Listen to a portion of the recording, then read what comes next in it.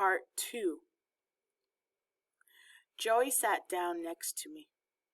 Kenny, I'm not playing with you. Why are you acting so weird? Her voice was starting to get all choky. Why aren't you still in that church?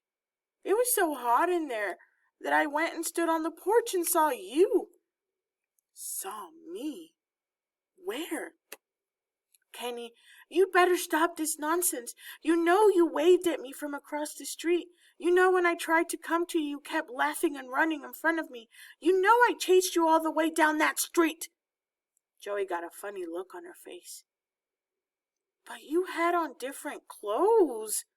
Joey's voice was getting higher with everything she said. And when she was done, she was sounding real crazy.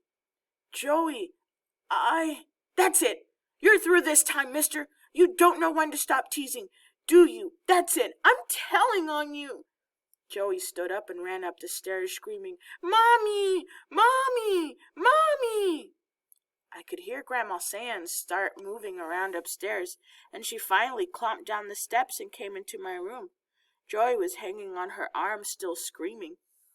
Grandma Sands must have real thin blood, because even though it was hot as a furnace in the house, she had on a big, thick nightgown and a big, thick robe. The smell of baby powder came into the room a second after she did.